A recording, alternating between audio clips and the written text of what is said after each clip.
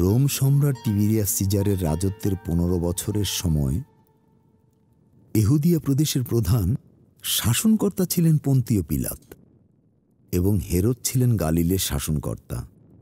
তখন মাবুদের কালাম নাজেল হল জাকারিয়ার পুত্র ইয়াহিয়ার উপর মরুভূমিতে।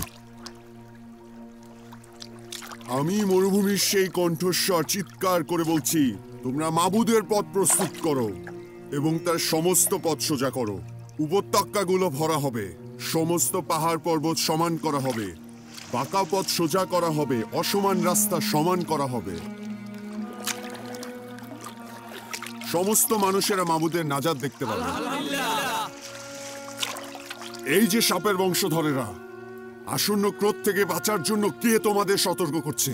তোমরা তোমাদের মন পরিবর্তন করে ফলবান হও। তোমরা বলো না যে তোমরা ইব্রাহিমের বংশধর, কারণ আমি তোমাদের বলছি আল্লাহ এই পাথরগুলো থেকে ইব্রাহিমের বংশধর তৈরি করতে পারেন।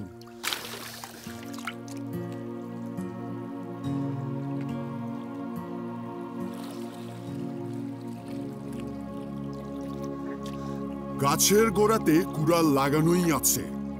যে গাছে ভালো ফল ধরে না তা কেটে আগুনে ফেলে দেওয়া হবে।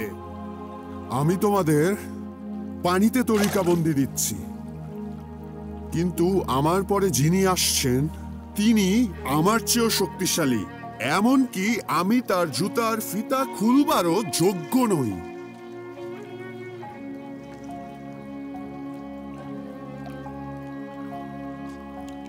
তিনি তোমাদের তরিকাবন্দি দেবেন পাকরুহে ও আগুনে।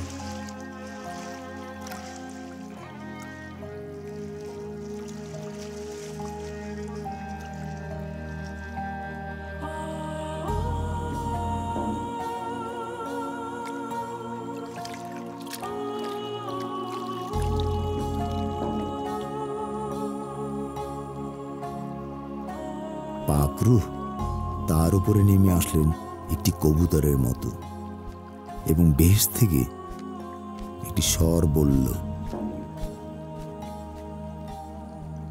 তুমি আমার প্রিয় পুত্র, তোমার উপর আমি খুবই সন্তুষ্ট।